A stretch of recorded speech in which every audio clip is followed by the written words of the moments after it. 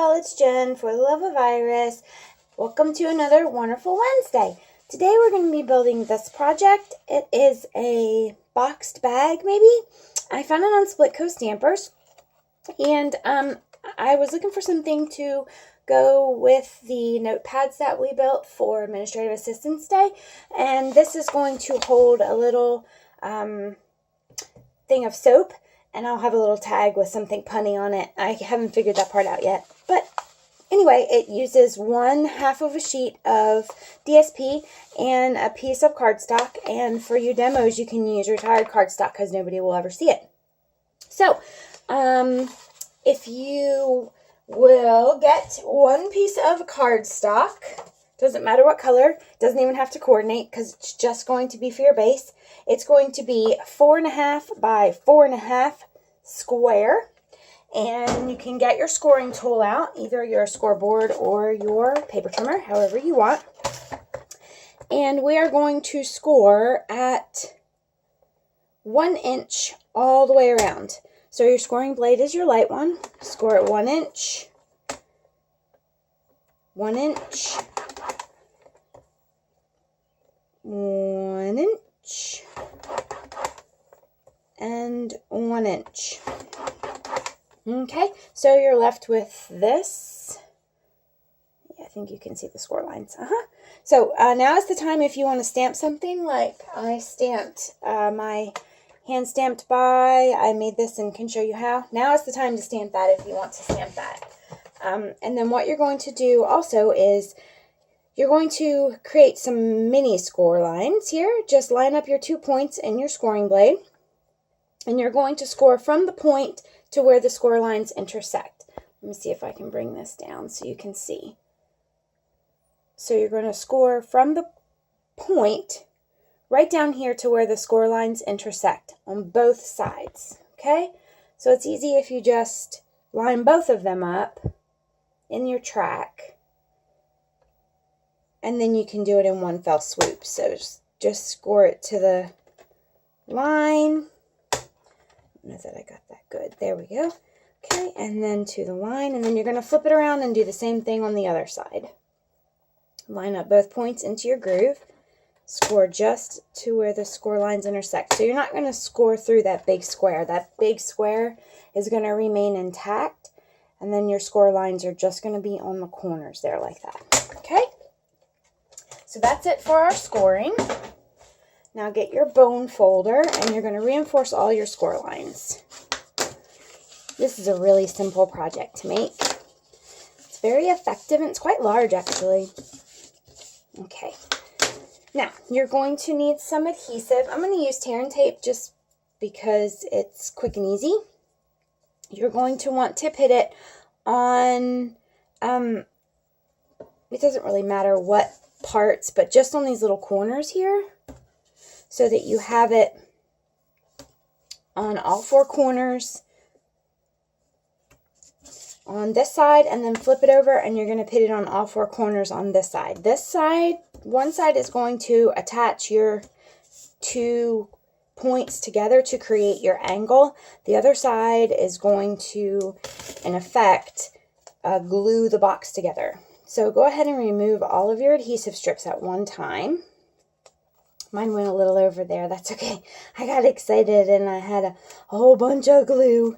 Just don't tell anybody. It's okay. You can have extra. Just fold it back over on each other. Okay, so I've got this side removed. Then flip it over, and you're going to remove this side.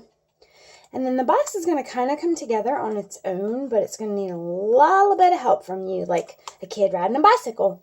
They can do it on their own. They just need a little bit of coaxing in the beginning. So once you have all of your adhesive strips removed, that one's being difficult, you're going to want to fold up 2 sides, okay? And then this is going to kind of tuck together, tuck inward, and see how that's going to build your corner. So your one piece of adhesive is going to attach your corner together. Can you see that? Then the other piece is going to stick it to your side wall. So if you fold up your corners and kind of push this in a little bit, that score line that we made there is going to, in effect, create the side wall of your box. Okay? So do all 4 sides. And just make sure that you're pushing the pointed corner inside to your box. So you'll push them together. It will create your box, your corner there. Fold that, and then here's the last one. Push it together, and it will create your box. So there's no cutting, no snipping, no mitering, no nothing. And then here's your sweet little box. Okay? Then you need to have, I'm going to set this aside for right now.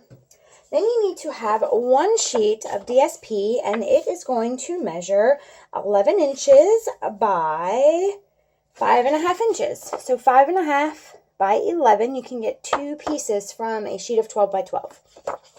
The side of paper that you want to be the outside of your bag, so the pattern that you want out, you want to put the adhesive on the other side. So this is the side that I want out. I've gone ahead and put adhesive on the other side on 2 sides, 1 short and 1 long. Okay? You want to remove the adhesive from the long side only. All right? Let me zoom back out so you can see what I'm doing here. Yeah. Okay, that's much better. Now you can see my messy desk. Don't tell anyone. Shh. Okay, so you're going to take your box.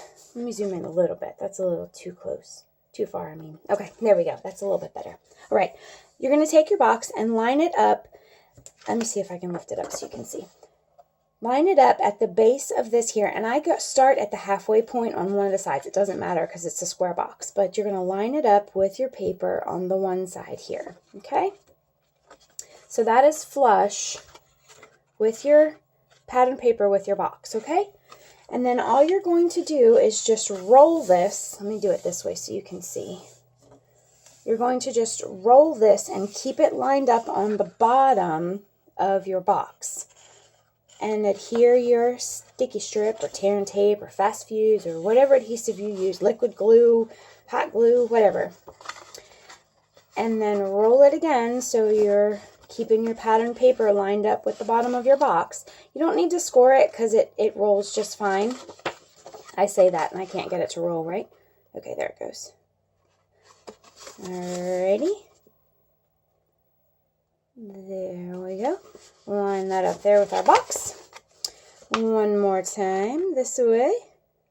Lined up with our box. Okay, now when you get to this point here, you're going to have to remove this last piece of pattern paper, or this last piece of sticky strip. So, remove this piece of sticky strip. And the thing that I found to be the easiest was to just kind of roll it, because it's going to go on its own anyway.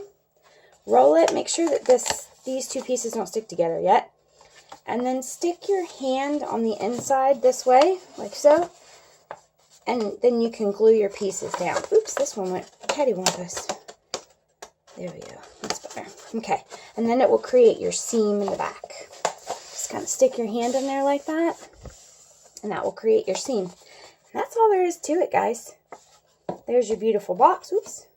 I bent that a little bit. There's your beautiful box. You can punch a hole in it. You can staple it. You can use, what I used was the label punch. Folded it in half, punched a hole, tied some twine on the top. I've got some flowers from the Botanical Blooms Thinlits, some leaves from that. This is, I don't think it's crushed curry. I think it's Daffodil Delight. Anyway, a little jewel in there. You're all set. It's a sweet little gift bag for anybody who would like to have this. So, hope you enjoy this project. Hope you try it out and hope you have a wonderful Wednesday. Bye!